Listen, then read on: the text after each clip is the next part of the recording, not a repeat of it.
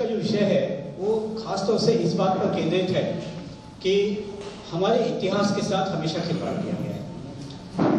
ये तो एक साधारण बात है, सर्वसामान्य बात है कि जो भी सत्ता में रहते हैं, सत्ताधारी जो भी रहते हैं, वो ये कोशिश करते हैं हमेशा कि सिर्फ हमारा ही नाम हो, सिर्फ हमारा ही परिचय लोगों तक पहुँचे, हमारे ही कार्य लोगों तक पहुँचे और बाकी सारा इतिहास जो है उसको दबा दिया जाए, ताकि हम हमेशा के लिए लोगों के दिमाग में बसे अजरावर हो जाए। इतिहास को सुधारने की ज़रूरत है, उसको समझने की ज़रूरत है और उसी प्रयास में आज का एक प्रोग्राम है जिसपे काशीनाथ जी खासतौर से आर्यों के ऊपर जो एक ठप्पा लगता है कि आर्य आक्रांता थे और इन्हें यहाँ आक्रमण करके अपनी सत्ता काबिज की, उस चीज़ को किस तरह से झुठलाया जा सकता है, क्योंकि वो तथ्यपरक नहीं है, उसमें कोई तथ्य नहीं थे। आज तक ऐसे कोई सबूत नहीं मिले हैं कि आर्य वास्तव में आक्रांता हो क्या है यहाँ पे। तो जब सबूत ही नहीं तो उसको कैसे मान लिया जाए। आर्य हमारे यहाँ के मूल निवासी थे, हमारी जो संस्कृति थी वो इतनी ज़्यादा प्रगत थी उस समय कि फॉरेनर्स भी उस समय बहुत पीछे थे हम लोगों से। जब वेदों की रचना हुई थी तब हमारी जो संस्कृति थी वो चरमोत्कर्ष की। उन चीज़ों को दोबारा पब्लिक के सामने लाने की ज़रूरत है और इसी विषय पे आज अधिक प्रकाश डालेंगे श्री काशीनाथ जी।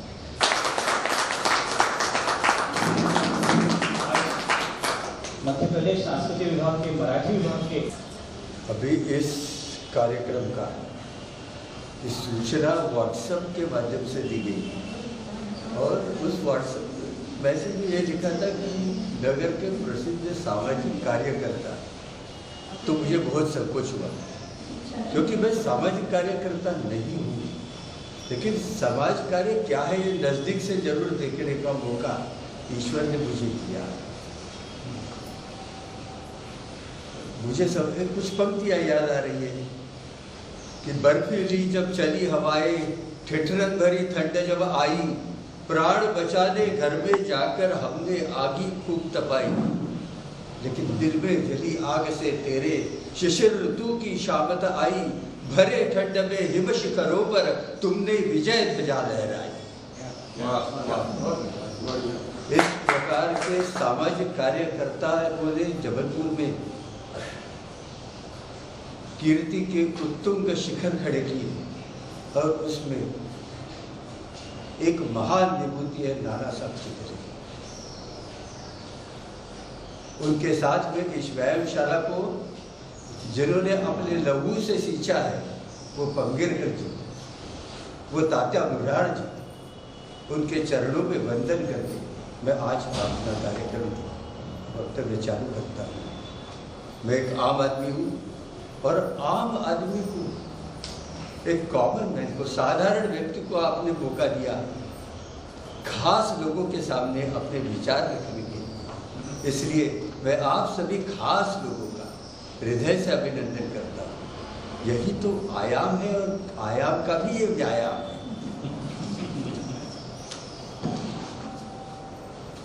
आज देश तरक्की कर रहा है, वैभव के उत्तुंग शिखर पर वो चढ़ रहा है, नित्य नए प्रगति के आयाम वो तय कर रहा है।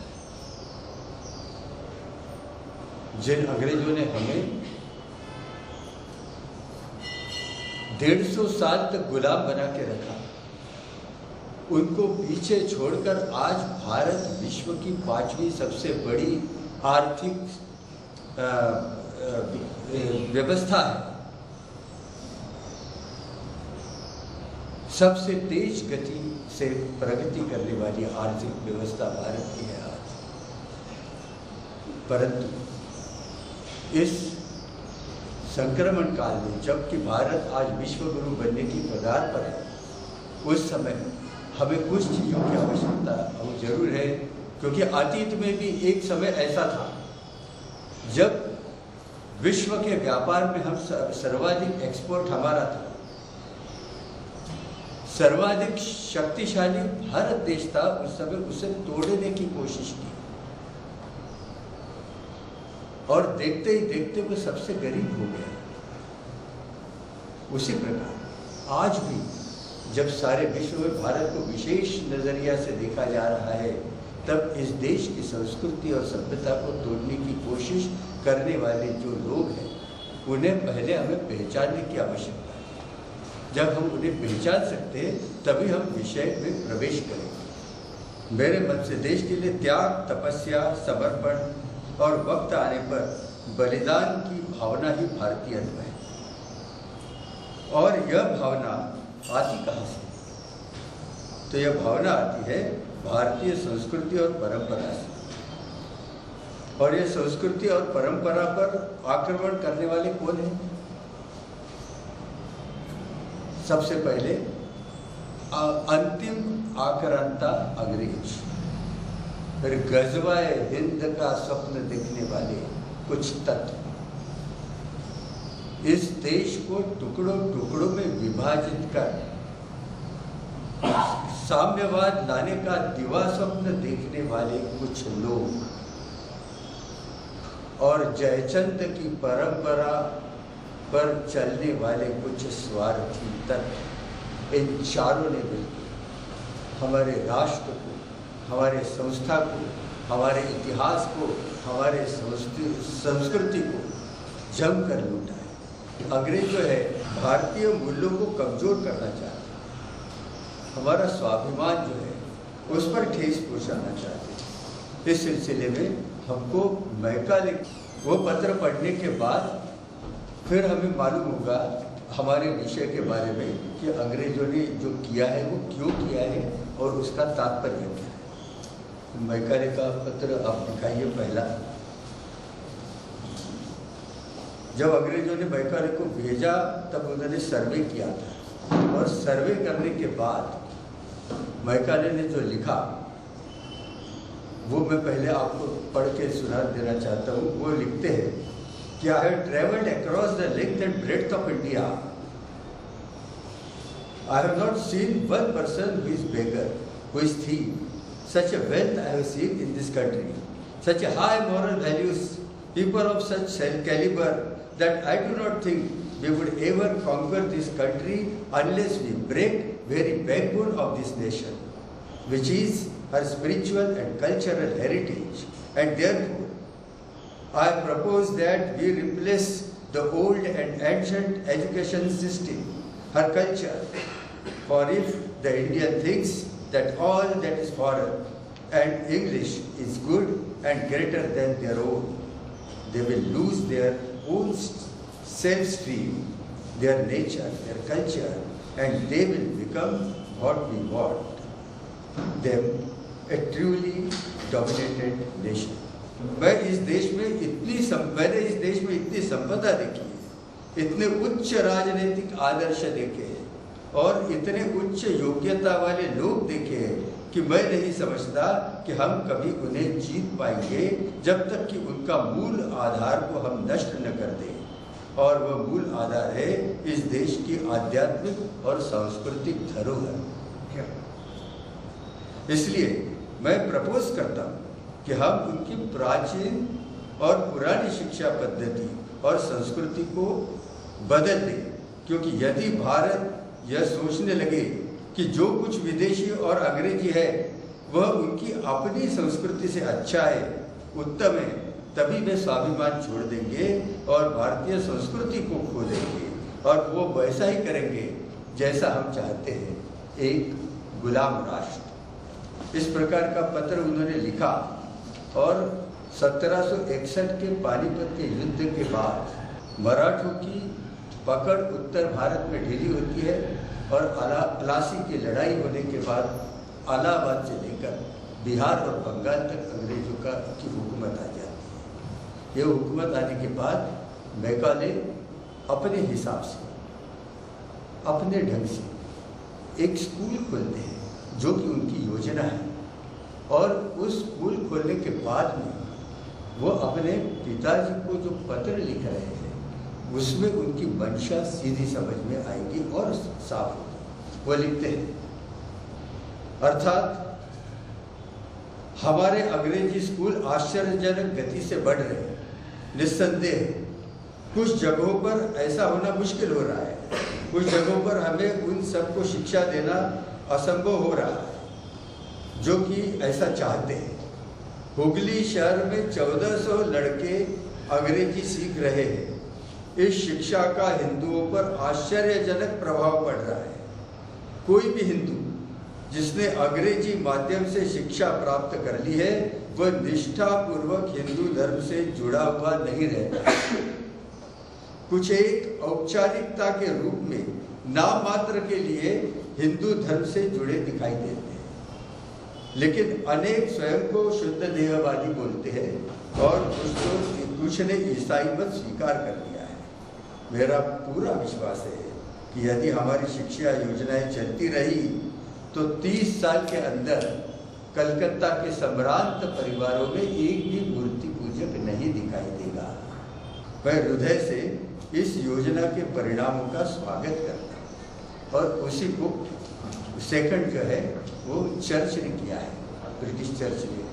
वो पादरी क्लिफोर्ड जो है वो अपने क्रिश्चियनिटी इज चेंजिंग इंडिया में ये लिखते हैं कि प्रत्येक ईसाई मिशनरी यह निश्चित तौर पर जानते हैं कि भारत में मिशन स्कूल का एक निश्चित उद्देश्य क्या है। वे जानते हैं कि भारत में मिशन स्कूलों का कार्य लड़के और लड़कियों को जीसस क्राइस्ट तक ले जाना है। इस प्रकार मैकॉले जो है जो यहाँ पे शिक्षा पद्धति लाना चाहते थे, उनके दिल में भारत के प्रति, भारत को एजुकेट करने के लिए नहीं, भारत के प्रति क्या भावना थी इसका अंदाज लगा लीजिए। दूसरे है मैक्स मूलर। मैक्स मूलर को हिंदुओं के मित्र के रूप में प्रस्तुत किया गया, लेकिन असल में उन्होंने हमारे संस्कृति को प्रदूषित करने के लिए कोई कसर नहीं की। ये मैक्स मूलर जो है पहले जर्मन में, उनका तो जन्म जर्मन में हुआ, लेकिन 5 वर्ष की आयु में ये ब्रिटेन में आ गए थे। वही उनकी शिक्षा हुई और बहुत ही एम्बिशियस वो आदमी था। उसने मैक्स मूलर ने चाहता था कि मैं संस्कृत का प्रोफेसर बनूं, लेकिन अंग्रेजों ने कहा नहीं, तुम पहले इंग्लिश के प्रोफेसर बनो। उसका अध्ययन किया और जब तक उनको विश्वास नहीं हुआ तब तक उनको संस्कृत का प्रोफेसर नहीं बनाए। उनका मैक्स मूलर का ब्रेन वॉश किया गया। मैक्स मूलर को ठीक ठीक समझा दिया गया कि तुमको क्या करना है और तुमको जो वेदों का भाषांतर जो करना है वो कोई ज्ञान बांटने के लिए नहीं करना है। अंग्रेजों को यहाँ राज करना है, क्रिश्चियनिटी लाना है, बाइबल को लाना है, तो बाइबल के आगे तुम्हारे वेद नहीं दिखना चाहिए। उसको ठेठ भाषा में समझाने के बाद में उसको यह काम दिया गया और 4 गुना ज़्यादा तक उनको रखा गया। उन्होंने जो पत्र लिखा है मैक्स मूलर ने, मैकॉले ने मैक्स मूलर को अपने निश्चित उद्देश्य के प्रति सचेत करने हेतु दिसंबर 1855 में मिलने के लिए बुलाया था। इस भेंट में का संपूर्ण वृत्तांत तो उन्होंने 1898 में प्रकाशित अपनी पुस्तक लेक शायरी में स्पष्ट, और वो कहते हैं कि मैक्स मूलर ने, मैकॉले ने मुझे अपमानजनक ढंग से आदेश देकर रुखसत कर दिया। यानी चर्चा, हमारे यहाँ विद्वानों से चर्चा होती है, वहाँ पे उनको सीधा सीधा उनको आदेश दिया एक तर्कशास्त्री को कि तुम्हें करना क्या है। अपमानजनक ढंग से बुलाकर रुखसत कर दिया। और वो अपनी माँ को लिखते हैं कि इस बार मैं लंदन में मैकॉले से मिला और उनके साथ मेरी भारत में भेजे जाने वाले ब्रिटिश जवानों को क्या सिखाकर भेजना है इस विषय पर विस्तृत चर्चा हुई। बड़ा हो सकता है, हाँ, इस विषय पर विस्तृत चर्चा हुई। निश्चित ही उनके विचार एकदम स्पष्ट है और वह एक असाधारण रूप से वाक्पटु व्यक्ति है। मैं और अधिक दुखी होकर, परंतु शायद अधिक समझदार व्यक्ति बनकर ऑक्सफोर्ड वापस जा। मैक्स मूलर ने इसके पश्चात भारत की संस्कृति को प्रदूषित करने का जबरदस्त प्रयास किया।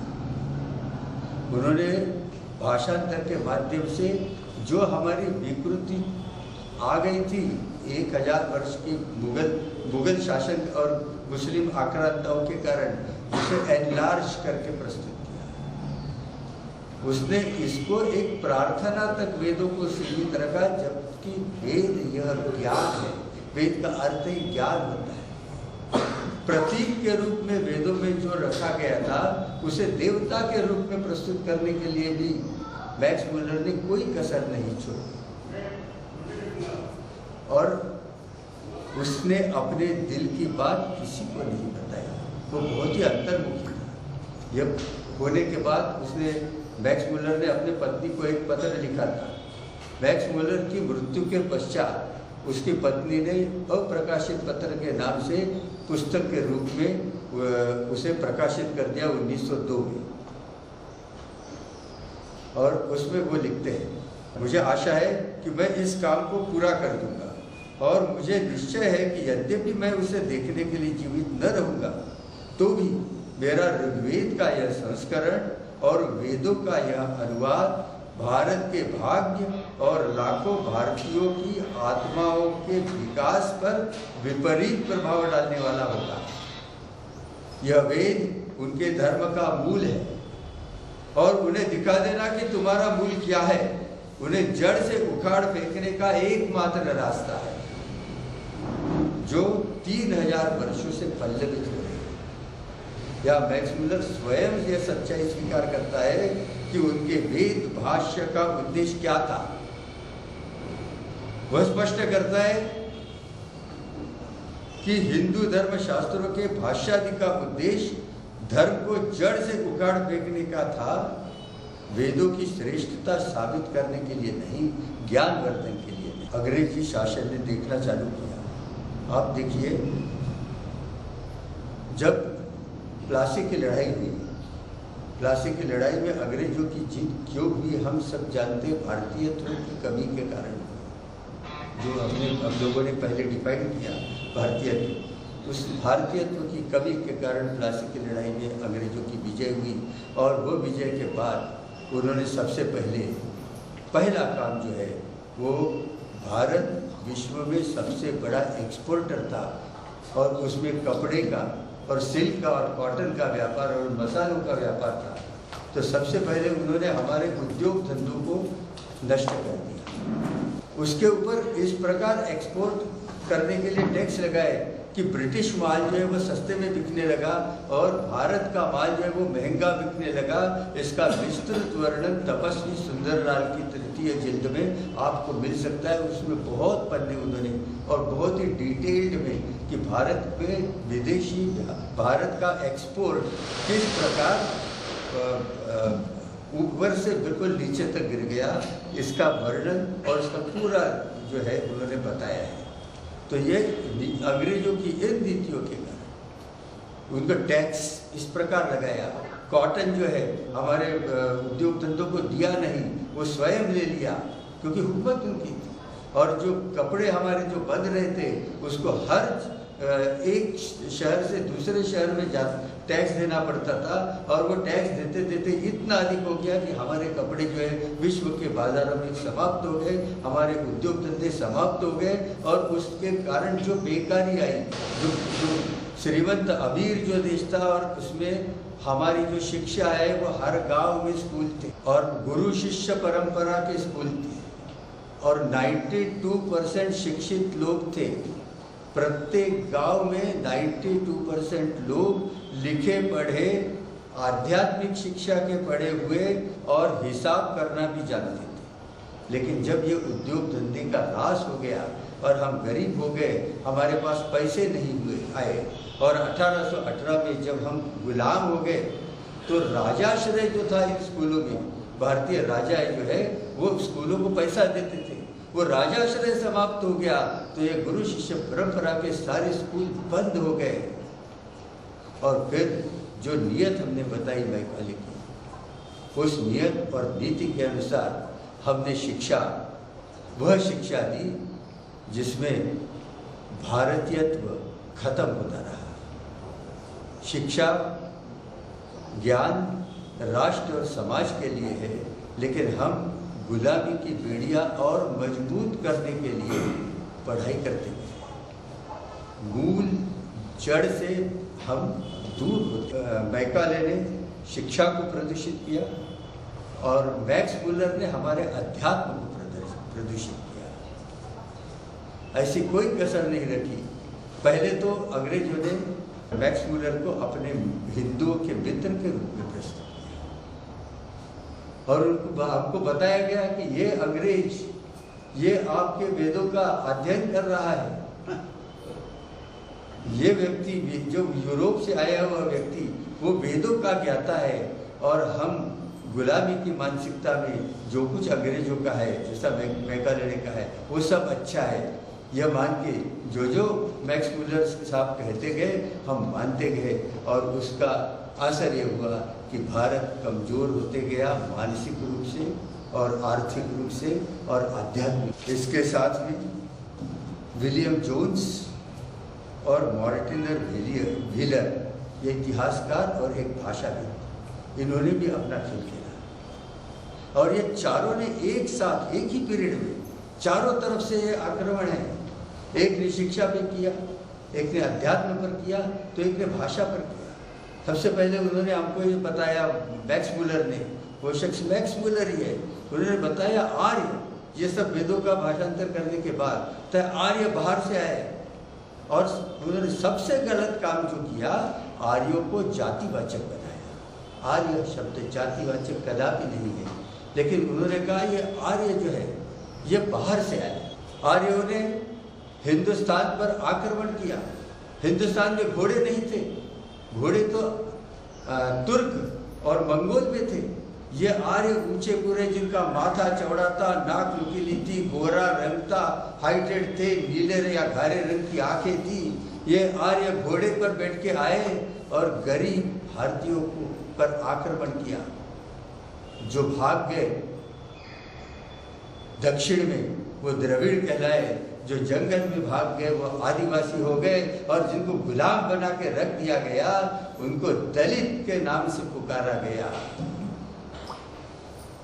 और हमने उसको फिर शिक्षा में इन्हीं मैकाले साहब ने शिक्षा में उसे इस पूरी के ढंग से शामिल किया है, उसे देख के रोना आ जाता है।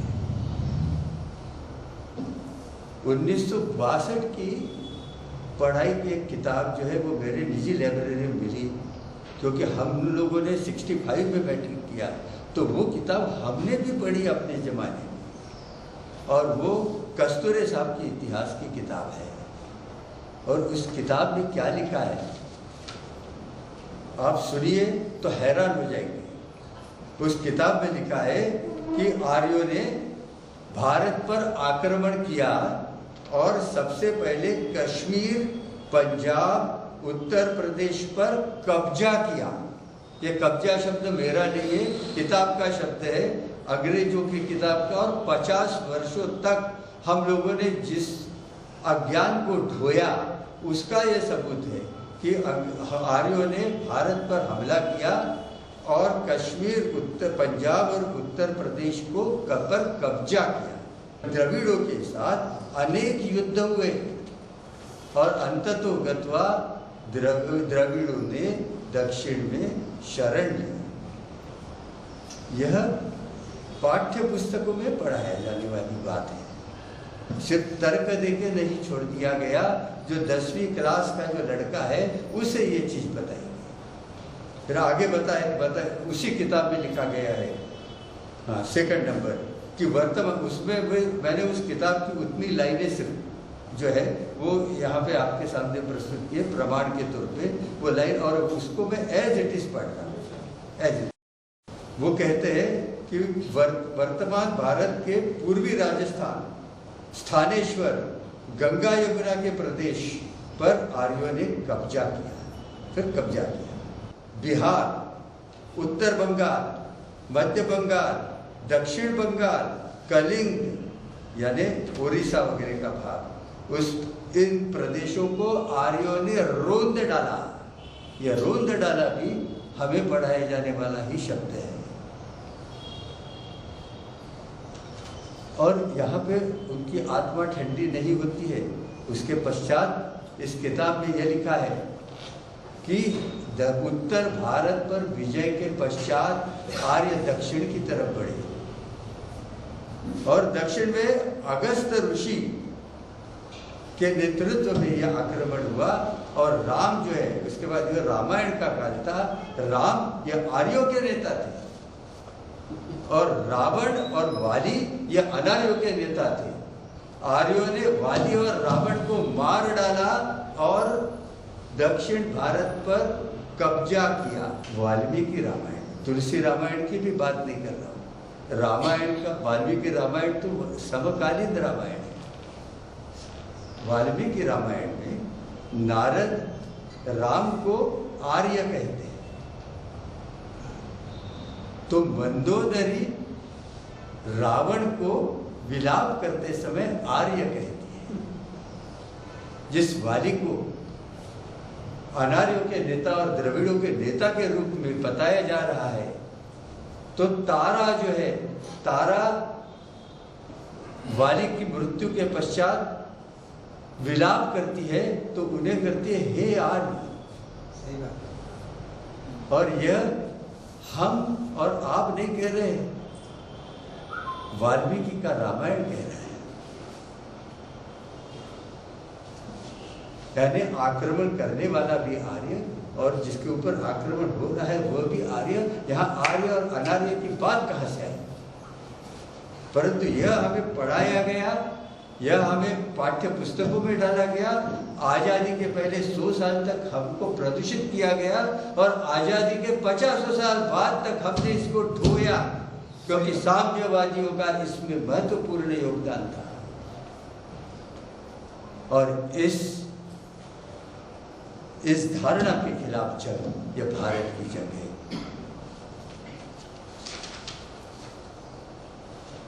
इससे क्या निष्कर्ष निकला? ये जो पढ़ाया हमको, ये युक्तिवाद उन्होंने रखा, ये हमको पढ़ाया, इसका निष्कर्ष 2 ही निष्कर्ष निकलते हैं। नंबर 1, इस देश के मूल निवासी अनार्य है और द्रविड़ है। दूसरा, आर्य बाहरी आक्रांता है। और इसका असर क्या है? इसका असर है भारत का इतिहास आक्रांताओं का इतिहास है। इतिहास का विकास, भारत के इतिहास का विकास ही नहीं हुआ है। हमारे पास गर्व करने लायक कोई बात नहीं है। और हमारा साहित्य, हमारी संस्कृति, हमारा इतिहास, रामायण, महाभारत सिर्फ मनोहर कहानियां हैं। हमारे पूर्वज राम और कृष्ण ये काल्पनिक हो गए। हमारे ऋषि मुनि सारे संदिग्ध हो गए। और दूसरा असर, हम वर्ण भेद, जाति भेद, रंग भेद और नस्ल भेद में बढ़ते गए और जैसे जैसे बढ़ते गए अंग्रेजियत बढ़ते गई। सही। इसका जवाब 2 लोगों ने दिया। एक स्वामी विवेकानंद, 7 समुद्र पार जाके उन्होंने भारतीय अध्यात्म का परचम सारे विश्व में लहरा दिया। उससे जो आत्मविश्वास बढ़ा इस देशवासियों का, उस आत्मविश्वास ने भारत की आजादी में महत्वपूर्ण योगदान दिया। और दूसरे, डॉक्टर भीमराव अंबेडकर, जिनका फोटो लगा के ये अर्बन नक्सलाइट हमें अलग अलग गुटों में, वर्णों में, जातियों में विभाजित करना चाहते हैं, जिनका फोटो लगाकर वो हमें वो बांट देना चाहते हैं, वही डॉक्टर अंबेडकर इसका विरोध करने के लिए सामने आए और उन्होंने कहा आर्य और अनार्य ये थियोरी बकवास है, ऐसा कुछ है ही नहीं और ऐसा कोई साक्ष्य भी नहीं है, ये सिर्फ हाइपोथेसिस है। वो अपने इसके लिए जो प्रमाण प्रस्तुत करते हैं वो ये कहते हैं कि ऋग्वेद के प्रमाण प्रस्तुत करते हैं कि अश्विनी कुमारों ने शाव और रक्षती का विवाह किया था। शाव काले रंग के है और रक्षती गोरे रंग की है और ये ऋग्वेद कालीन घटना का उदाहरण वो दे रहे हैं। दूसरा, शाव जो है वो वंदना की रक्षा भी करते हैं, वंदना गोरे रंग की है। ऋग्वेद में एक ऋषि है दीर्घतमस, वो काले रंग के हैं और वो ऋग्वेद के ऋचाओं का सृजन करते हैं। ऋषि दीर्घ दिवस तमस जो काले रंग के और ऋग्वेद के सृजन कर रहे हैं और हमको सिखाया जा रहा है कि आर्य पूरे थे और काले। ऋषि कण्व का ऋग्वेद में वर्णन है और ऋषि कण्व का ऋग्वेद के अनुसार उनका रंग श्याम वर्ण है, तो सावले। ये ऋषि कण्व के बाद शूद्र सुदास आता है। मैक्स मुलर जी ने बताया कि जो लोग भाग गए, जो लोग पकड़े गए, आर्यों के कब्जे में आ गए, उनको शूद्र के नाम से संबोधित कर दिया गया, दास बना दिया, गुलाम बना दिया। ये सुदास जो है ये ऋग्वेद की अनेक रचनाओं का सृजन करते, अनेक रचनाएं लिखते हैं। यही शूद्र सुदास अश्वमेध यज्ञ भी करते हैं। हमको ये सिखाया गया, मैक्स मुलर ने बताया और हमने माना कि ये जो है ये गुलाम है, इनको यज्ञ करने का अधिकार नहीं, पूजा पाठ ये नहीं कर सकते। तो अगर ये पूजा पाठ नहीं कर सकते तो सुदास ने अश्वमेध यज्ञ कैसे किया? यह ऊंचे पदों पर रह नहीं सकते, कोई गुलाम है अगर दास। इनका काम जो है एज पर मैक्स मुलर, इनका काम जो है वो सिर्फ उच्च वर्णों का वर्णभेद हमारे इसमें बहुत किया उसने कि ये तो ब्राह्मण क्षत्रिय इनका जो है इनकी सिर्फ सेवा करना, उनके जूते उठाना तुम्हारा काम है। अगर ऐसा था तो यही शूद्र सुदास राजा कैसे? ऋग्वेद काल में सुदास या राजा, अश्वमेध यज्ञ करने के बाद वो राजा। इसके पश्चात शूद्र अगर ऊंची पोस्ट पर ऊंचा स्थान अगर नहीं रख सकते तो महाभारत काल में शूद्र मंत्री कैसे हुए? अथर्ववेद की ऋचा बताती है शूद्रों को किस प्रकार सम्मान करना चाहिए और उनका आशीर्वाद मिलने के लिए वहां ऋच प्राप्त करने के लिए भी वहां ऋचाएं हैं। इस प्रकार का प्रदूषण मैक्स मुलर साहब ने किया था और अंबेडकर के इस अकाट्य तर्क के पश्चात भी हमारे मित्र कहाँ मानने वाले हैं? उनको तो अंबेडकर जी का फोटो लगाना है और आज़ादी मिलने के बाद भी इसको भारत को किस प्रकार हम बांट सकते हैं? क्योंकि चीन के बुद्धिवादियों ने सबसे पहले ये कहा है बुद्ध हिंदुस्तान से नहीं आया, वहाँ छोटे छोटे देश थे, उनमें से एक देश से बुद्ध आए हैं और उनका मुख्य धारा उनकी यही है कि भारत यह 20 देश है। जब ये 20 देशों में ये बटेगा इस प्रकार तो फिर छोटे छोटे देशों में साम्यवाद लाना आसान होगा। इतने बड़े साम्राज्य में साम्यवाद कभी भी नहीं आ सकता। इसलिए जितने भी अर्बन नक्सलाइट्स आपको है वो जितनी भी डिबेट शो में डिस्कशन करते हैं और कहीं भी उनके जब वक्तव्य आते हैं तो वो उनका एकमात्र उद्देश्य हमें 20 टुकड़ों में पहले बांटना और दूसरा अराजकता के बाद ही क्रांति आती है, ये कार्ल मार्क्स ने लिखा है। और इसलिए अराजकता, इसलिए इनके जब जिस प्रकार मैंने आपको मैकाले और की नीति बताई उसी प्रकार अर्बन नक्सलाइट्स जो है उनका जो एक बेसिक फंडा है, व्यू है बहस करने का, वो यदि हम समझेंगे तो उनके तर्क को हम बहुत आसानी से एनालाइज कर सकते। इतना होने के बाद भी उन्होंने कहा कि ये सब तो है लेकिन सरस्वती का क्या है? सरस्वती नदी आपके वेदों में तो ये कहा है कि सरस्वती नदी जो है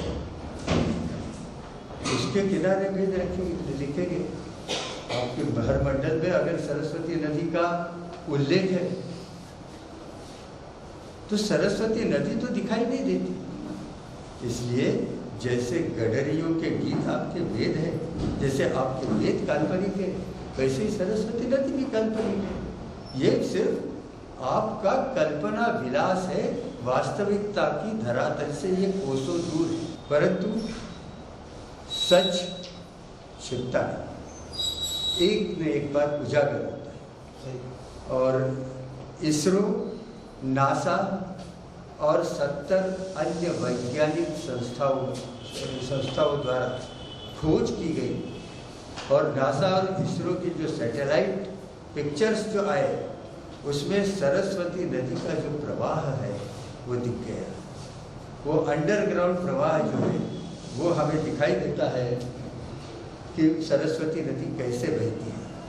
और सरस्वती नदी जो है वो सतलज और यमुना के बीच में से रुद्र पर्वत से निकलती है और हिमाचल से होते हुए, राजस्थान से होते हुए गुजरात में खंबात की खाड़ी में मिलती है।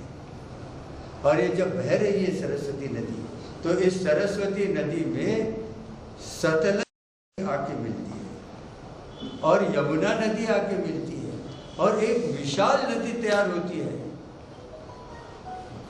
डॉक्टर वाकणकर के अनुसार यह नदी ब्रह्मपुत्र नदी से भी विशाल है। डॉक्टर वाकणकर महान पुरातत्वविद है और उनके संशोधनों के लिए उनको पद्मश्री अवार्ड भी दिया जा चुका है। वो ये उनका संशोधन है कि सरस्वती नदी 8 किलोमीटर चौड़ी थी और उसकी पुष्टि हमारे वैज्ञानिक भी करते हैं। सरस्वती नदी 2 भागों में हम उसको बांटते हैं। एक 150 से 40,000 साल पहले तक वो एक धारा एक प्रकार से बहती थी, उसके बाद भूकंप आया और 40,000 साल के बाद वो वर्तमान जो गंगर नदी है वहाँ उस धारा से बहने लगी जो हमने आपको बताया। यह एक विशाल नदी थी। इसी के किनारे संस्कृति पल्लवित हुई। संस्कृति सरस्वती नदी की जैसे ही खोज हुई, उस खोज ने यह साबित कर दिया कि वेद भारत में लिखे गए। क्योंकि अभी तक तो यही बताया जा रहा था कि आपकी नदी काल्पनिक है और यदि नदी काल्पनिक है तो आपके वेद, और तो आपने उसके काल्पनिक नदी के ऊपर कल्पना में ही वेद लिखे होंगे। लेकिन अब जब नदी धरातल पर उतर आई है, अंडरग्राउंड इसका पूरा चित्र जो सैटेलाइट चित्र आ गया है, वो कहाँ से बहती है ये कल्पना विलास नहीं, वैज्ञानिकों की बात है। और 8 किलोमीटर चौड़े पात्र जिस नदी का है वहाँ सभ्यता और संस्कृति डेवलप होना भी लाजमी बात है। दूसरा, विज्ञान की तरक्की कब होती है? क्या युद्ध में होती है? नहीं। जब शांति होती है तभी विज्ञान की तरक्की होती है। जब युद्ध नहीं होते तभी बुद्ध होते हैं। और इसलिए उस शांति काल में यदि आर्य आक्रांता रहते और जैसे हमारे पाठ्य पुस्तकों में बताया वैसे अगर रोनते वगैरह चले जाते तो उसके बाद फिर यजुर्वेद, फिर उसके बाद सामवेद और उसके बाद अथर्ववेद, फिर ऋग्वेद का उपवेद आयुर्वेद, अथर्ववेद का उपयोग अर्थशास्त्र, यजुर्वेद का उपवेद धनुर्वेद और सामवेद का उपवेद गंधर्ववेद, ये लिखने में हमको समय कहाँ मिलता। शांति में ज्ञान का सृजन होता है। यहाँ युद्ध नहीं थे और युद्ध इसका प्रमाण है मोहनजोदड़ो में का खुदाई हुई। अंग्रेजों ने ये कहा कि आर्यों ने आक्रमण किया है तुम्हारे ऊपर, तब मोहनजोदड़ो की खुदाई में हमें एक भी तलवार ढूंढ के भी नहीं मिली, एक भी शस्त्र भी नहीं मिला। बिना शस्त्र के आक्रमण हुआ कैसे? सरस्वती नदी की बाद में 10,000 साल पहले एक भूकंप आया और उसमें हरियाणा में जमीन के अंदर के पहाड़ जो है वो ऊपर उठे और वो पहाड़, ये जियोग्राफिकल, अब हमारे माधव गोसावी जी यहाँ बैठे हैं, विश्व स्तर के वो जियोलॉजिस्ट हैं, वो किसी कार्यक्रम में जरूर आपको बता सकते हैं कि जमीन के अंदर के पहाड़ 10,000 साल बाद इतने ऊपर आ गए हरियाणा में कि यमुना नदी गंगा नदी में जाके मिली और सतलज जो है वो सिंधु नदी में जाके मिली। और इस कारण थार के रेगिस्तान में जल की कमी के कारण सरस्वती नदी सूख गई 10,000 साल में। और आज जो घग्गर नदी हमें कहीं बरसाती नदी है, कहीं कहीं दिखाई देती है, कहीं कहीं वो सरस्वती नदी का अंश है। यह डॉक्टर वाकड़कर का। अब ये सब सरस्वती नदी तो है, अब उसके पास सभ्यता भी आई। अब ये सभ्यता का हमें क्या है इसको देखना जरूरी है, क्योंकि ये हमारे वैदिक संस्कृति के ऊपर प्रकाश डालेगा। क्योंकि अंग्रेजों ने जब मोहनजोदाड़ो और हड़प्पा की खोज हुई थी, तो उन्होंने हमारा सारा इतिहास, ईसा मसीह का जन्म हुआ था उसके 1000 साल पहले, यानी 2-2-2.5 हजार साल पहले में सारा इतिहास उन्होंने लपेट के रख दिया था कि सारा इतिहास जो है राम कृष्ण रामायण महाभारत सारा हो गया। परंतु अब जब सरस्वती नदी मिलने के पहले ही जो खोजें चालू हुई और सरस्वती नदी के किनारों पर जो सभ्यताएं मिली है, वो सभ्यता में पहला है कालीबंगा। कालीबंगा संस्कृत सभ्य अवशेष जो है, सरस्वती नदी के अवशेष, ये ईसा मसीह के पैदा होने से 4500 वर्ष पुराने हैं। यह वैज्ञानिकों का कहना है। 4500 वर्ष पूर्व का मतलब होता है कि आज से 6500 साल पहले, और उसमें अग्निवेदी है। ये सभ्यता वो कह सकते थे, कह रहे नहीं ये भी द्रविड़ों की सभ्यता है, तुम नहीं। वहां पे यज्ञ वेदी मिली है, यज्ञ वेदी और बलि जो दिया जाता है उसके भी स्थान मिले हैं। यह यज्ञ करना यह आर्यों का काम है। यह प्रमाण है कि ये संस्कृति आर्यों की है। यहाँ दीपक भी मिले, मोहनजोदड़ो में आले मिले थे दीपक रखने के, परंतु यहाँ पे खुदाई पे दीपक मिले हैं, और दीपक यह आर्य संस्कृति का प्रतीक। और आगे चलते कालीबंगा तो हुआ। अब राखीगढ़ी में जो है, राखीगढ़ी की सभ्यता जो है वो ईसा मसीह के जन्म से 6500 साल पुरानी। राखीगढ़ी दिखा है, राखीगढ़ी की सभ्यता 6500 साल पुरानी है। यहाँ पे भी यज्ञ वेदियाँ मिली, और वही सब मिला है जो आर्य संस्कृति में है। पक्की ईंटों की सिरका सिविलाइजेशन, शहर यंत्रणा ऐसी कि आज के शहर भी मात खा जाए। पक्की ईंटों, चबूतरे पे मकान, चौड़ी सड़कें, और ड्रेनेज सिस्टम और स्विमिंग पूल का टेक्निक, और उसमें पानी के निकासी का टेक्निक, यह सब इस राखीगढ़ी और इस सभ्यताओं में दिखाई देता है। और इसमें आर्यों की जैन्य वेदी साबित करती है कि आर्यों की संस्कृति थी। यहाँ एक मानव कंकाल मिला है। मानव कंकाल कार्बन डेटिंग के अनुसार 6500 साल पुराना है। अब यहाँ देखिए, जहाँ यज्ञ हो रहे थे, जहाँ वैदिक संस्कृति पल्लवित हुई थी, हो रही थी, वहाँ 6500 साल पुराना उस सभ्यता में मानव कंकाल है। यानी ये संस्कृति 6500 साल तो पुरानी पक्का है। और उसके पश्चात इसका डीएनए टेस्टिंग किया गया। भारत के पास 12500 साल पुराने नर कंकाल के साथ, और तब वैज्ञानिकों ने ये पाया कि ये राखीगढ़ी का जो नर कंकाल है उसके पूर्वज यही 12500 साल के पुराने जो है वो मानव सभ्यता के जो लोग हैं वो है। ये साबित करता है कि आर्य बाहर से नहीं आए। और ये जो संस्कृति है भिंडराना में 7500 ईसा पूर्व के अवशेष मिले। ये दुनिया की सबसे पुरानी संस्कृति। 7500 का आशय है आज से 9500 साल पहले, क्योंकि ये मैंने 7500 ईसा के पहले बताया। यानी आज से अगर हम गिनती करें तो 9500 साल पहले जो है कि ये सभ्यता है। अब ये भिर्रानाथ की सभ्यता मिलने के बाद वर्ल्ड का सिनेरियो बदल गया। अब मैंने थोड़ी देर के पहले स्टार्टिंग में बताया था कि विलियम जोन्स जो जज थे ब्रिटिश कोर्ट में और वो भाषाविद भी थे, और उन्होंने हमको बताया था कि नहीं, आर्य जो है वो यूरोप से होते हुए घोड़े पर बैठ के मेसोपोटामिया की संस्कृति से होते हुए, मिस्र की संस्कृति से होते हुए, फिर ईरान से होते हुए हिंदुस्तान में आए, क्योंकि जो शब्द है यूरोपियन भाषा होती है वो आर्यों के शब्दों से मिलते जुलते हैं, और इसलिए आप लोग वहाँ से नहीं यहाँ से आए।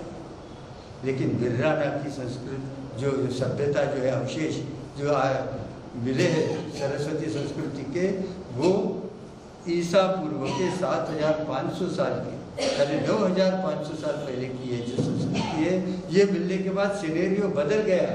और अब वो दिखाइए नेक्स्ट संस्कृतियों का चलिए छोड़ दीजिए, नहीं है शायद नहीं है, ओके रहने दीजिए। अब ये हुआ सिंधु सरस्वती सभ्यता जो है वो ईसा के 8000 साल पुरानी। जो मिस्र की सभ्यता जो है वो यानी ईरान और नील नदी के किनारे ऊपर, वो 3150 साल पुरानी। और मेसोपोटामिया की सभ्यता जिसमें यूरोपियन देश भी थोड़े बहुत लगे हुए थे जिनमें, वो 3000 साल पुरानी। यानी सभ्यता जो है वो जाति कैसे है? जब बम्बई उद्योग नगरी है, यानी उद्योगिक क्षेत्र में बम्बई है उद्योग नगरी की सभ्यता हुई, तो उसके बाजू में नासिक ही उद्योग नगरी बनते हुए। इसी प्रकार एक संस्कृति से दूसरी संस्कृति विकसित होती है, और इसलिए आर्य जो है वो बाहर से यहाँ नहीं आए, और आर्य कभी आक्रांता भी नहीं रहे, आर्यों ने कभी आक्रमण भी नहीं किया।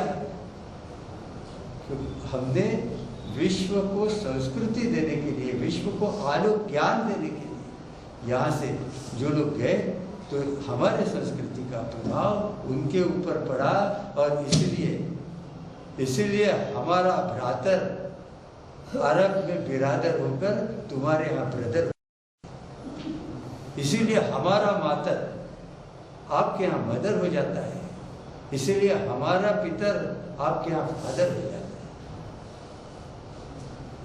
ट्रैवल, संस्कृति और शब्दों का ट्रैवल विलियम जोन्स, यह ऐसा हुआ है। आपने उल्टी गंगा गाई थी, और हम लोगों ने उस समय ऐसा मान लिया था क्योंकि मैकाले अब इतना होने के बाद, ये पुराना होने के बाद एक सभ्यता हमें और मिली। चलिए उसको छोड़े, पहले हम ये तय कर लेते हैं कि हमारे ऊपर फिर आक्रमण किया। ये सब ठीक है, यमुना नदी मिल गई, गंगा नदी मिल गई आपको, और सरस्वती नदी की खोज हो गई। आपने ये लिखा ठीक है, फिर भी आपके पास घोड़े तो नहीं है, क्योंकि घोड़ों का उद्गम तुर्क और मंगोल। जब घोड़े ही नहीं है तो आपने अपने वेदों में अश्वमेध यज्ञ की कल्पना की, ये तो कल्पना विलास है, झूठ है। जब यज्ञ ही नहीं है तो आप घोड़ों के बारे में जो कुछ वेदों में इतनी बार वर्णन है, तो ये वेद झूठे हैं। परंतु घोड़े भारत में होने के 3 जो है हमें प्रमाण यहाँ उपलब्ध हुए। पहला वैज्ञानिक प्रमाण, जब कोई भी प्राणी जन्म लेता है तो ऑर्गेनिक इवोल्यूशन से होता है। क्या ऑर्गेनिक इवोल्यूशन यानी आपने देखा होगा, ऑर्गेनिक इवोल्यूशन में आपने चित्र भी देखे होंगे आदमी के, इंसान की, कि पहले वो बंदर है, फिर वो 2 पैर पे चलने वाला थोड़ा सा एक आध प्राणी दिखता है, फिर उसकी पूंछ थोड़ी सी कम हो जाती है, फिर भी बाल वगैरह सब कुछ है, फिर पूंछ पूरी खत्म हो जाती है, फिर इंसान बनता है। ऐसे चित्र देखे होंगे आप, दैट इज ऑर्गेनिक इवोल्यूशन। तो घोड़े का पूर्वज कौन, और वो कहाँ से? आदि जीव मिल गया सारी जगह, लेकिन घोड़ा यहाँ से एक्जेक्टली डिराइव हुआ है वो तो नहीं है। परंतु गुजरात की खदान में काम करने वाले वैज्ञानिकों की ये पैरासोडेक्टिला यानी गेंडा और घोड़े की फैमिली होती है। इसमें उसके पूर्वजों का फॉसिल्स मिला। ये घोड़े का पूर्वज है। वैज्ञानिक ये मानते हैं कि ये घोड़े का पूर्वज है और ये पूर्वज और किसी भी जगह नहीं मिला, सिर्फ भारत में मिला। इसका भी एक कारण है, हमारे विषय से इसका संबंध ना हो तो भी मुझे रोकने का मोह, नहीं रुकने का मोह हो रहा है। मैं आपको थोड़ा सा बता देना चाहता हूँ कि ये जो इसका जो घोड़े के पूर्वज का जो अवशेष हमको मिले हैं, फॉसिल्स मिले, उस समय भारत एक द्वीप था। आप जब सत्यनारायण की पूजा या कोई भी ये करते हो तो आप ये बोलते हो जम्बू द्वीपे, और द्वीप का मतलब होता है समुद्र से चारों तरफ समुद्र। ये पहले जम्बू द्वीप था, वो एशिया की तरफ गया और एशिया में वो जुड़ा। लेकिन इसलिए ये घोड़े जो है वो इतनी पुरानी जो है वो भारत में है, ये एक तर्क है। परंतु घोड़े जो है, घोड़े के जो पूर्वज है वो दूसरा, वो वाला दूसरा, घोड़े के पूर्वज है, उससे गेंडा और घोड़ा ये डिराइव होता है। और ये घोड़े का पूर्वज विश्व में कहीं पे भी नहीं, सिर्फ भारत में। दूसरा है सिनोली में खुदाई हुई, और सिनोली की खुदाई जो है वो ये भाग थोड़ा सा सरस्वती से उत्तर भारत की तरफ आता है। और सिनोली की खुदाई में जो सामने जो चीज़ें आई वो आश्चर्यजनक है और हमको अचरज में डाल देती है, क्योंकि वहाँ एक तांबे की तलवार तो मिली लेकिन रथ के अवशेष मिले, और रथ और घोड़े के अवशेष मिले, जो साबित करते हैं कि घोड़ा भारत की संपदा है और आर्य बाहर से नहीं आए, आर्य यही के। तीसरा प्रमाण है कि ताम्र युग शुरू होने के पहले पाषाण युग था, और पाषाण युग में आदमी तो गुफाओं में रहता था। पाषाण युग में आदमी गुफाओं में रहता था। उस गुफाओं में डॉक्टर वाकणकर ने इन गुफाओं को खोज निकाला।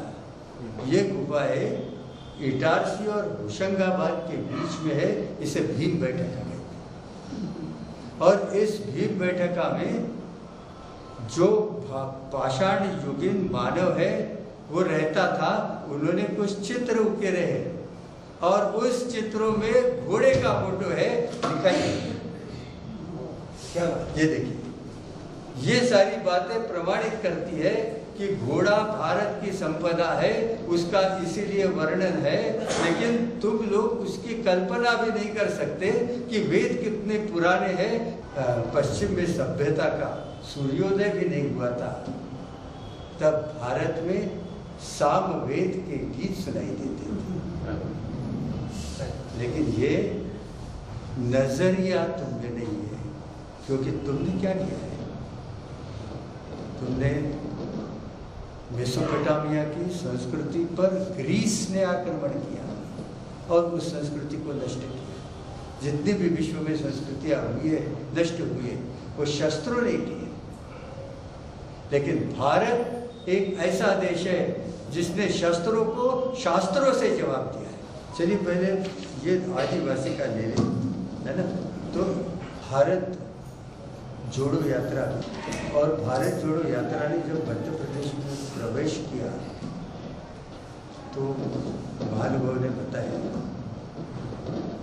कि लोग आपको वनवासी कहते हैं, हम आपको आदिवासी कहते हैं।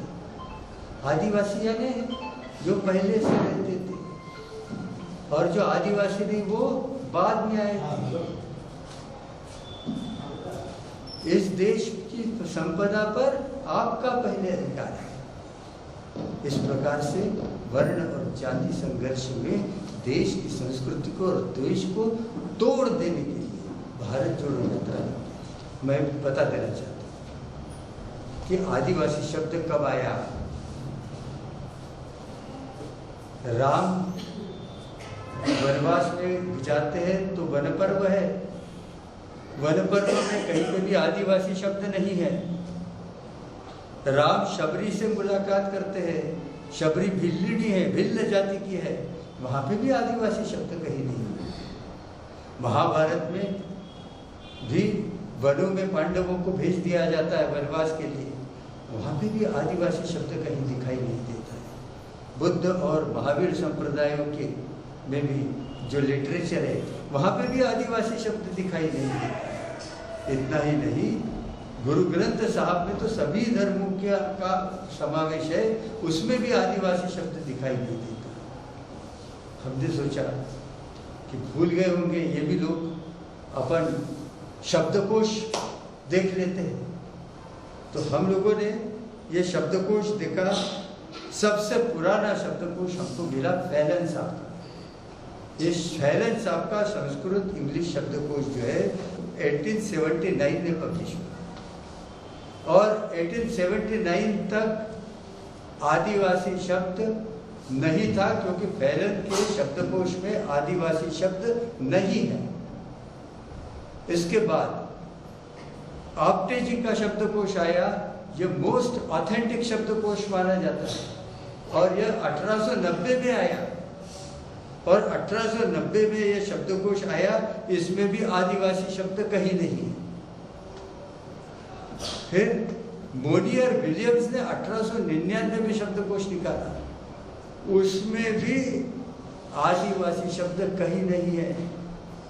आदिवासी शब्द जब जनगणना चालू हुई तो कुछ जनगणना अंग्रेजों के समय में हुई और उसमें उन्होंने ये पाया कि बहुत बड़ी जनसंख्या में आदिवासी जंगलों में रहते हैं और इनकी इतनी संख्या है कि इनको यदि अलग किया जाए तो बहुत कुछ हो सकता है। आज भी आदिवासियों की जनसंख्या 12 करोड़ लगभग है, आप इससे अंदाज लगा लीजिए। तो इनको कैसे दूर किया जाए? उन्होंने कहा कि यह हिंदू नहीं और उनके लिए एक शब्द गढ़ा गया। पहले एबोरिजिनल शब्द लिखा गया और एबोरिजिनल के बाद संस्कृत में शब्द गढ़ा गया आदि और वासी। वो संस्कृत में भी इसलिए लिखा गया कि आपको ऐसा लगे कि ये संस्कृत का शब्द है ना, पुराना है, आदिवासी पुराना। और 1936 में पहली बार रसाल के शब्दकोश में आदिवासी शब्द पहले आया, यानी आज़ादी मिलने के मात्र 11 वर्ष पहले यह आदिवासी शब्द रसाल के शब्दकोशों में हमें दिखाई देता है। इतना ही नहीं, जब हमारा संविधान बना तो उस संविधान में भी आदिवासी शब्द नहीं है, उसके लिए ट्राइब शब्द है, जनजाति शब्द है।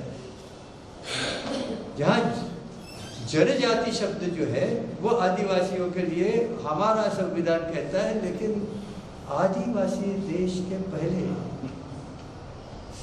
यह जो टॉक्सिन है, यह टॉक्सिन भारतीयता का दुश्मन है। यह टॉक्सिन से संस्कृति को शुद्ध करना जरूरी है। जब तक ये शुद्ध नहीं होता तब तक एकात्मता होती, और इसलिए इन प्रवृत्ति के खिलाफ जंग ये भारत की जंग। ये सब होने के बाद एक साइंटिफिक बीएचयू के प्रोफेसर ज्ञानेश्वर चौबे, उन्होंने कैम्ब्रिज विश्वविद्यालय के प्रोफेसर किवीशील्ड के नेतृत्व में तार्तु विश्वविद्यालय फिनलैंड में रिसर्च किया और भारत, पाकिस्तान, बांग्लादेश, श्रीलंका और नेपाल इतनी जगह से 1300 सैंपल लिए। 1, 2, 4, 10 सैंपल लिए, 1300 सैंपल नमूने इकट्ठे किए और ये सैंपल भारत के सभी जातियों के और जनजातियों के थे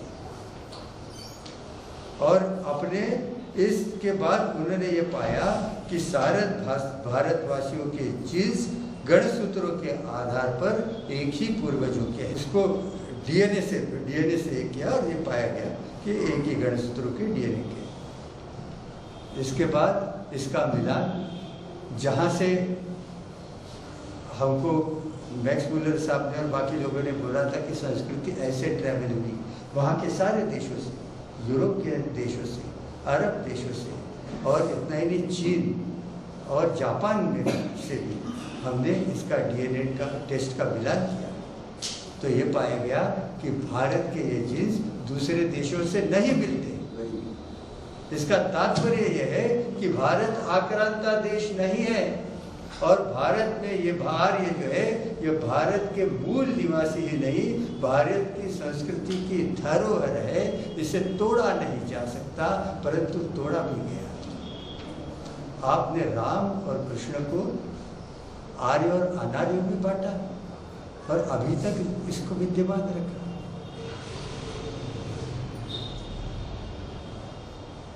यह अलगाववादी और अलग अलग करने की जो नीतियां है, इसमें जयचंद्र की प्रवृत्ति के लोग तो है, लेकिन जो लोग इस देश को 20 भागों में डिवाइड करना चाहते हैं और उसके बाद साम्यवाद लाना चाहते हैं, वो अभी भी लगे हैं और इनके साथ जंग अभी भी जारी रहेगी जब तक पूर्ण विजय संकल्प हमारा नहीं हो जाता।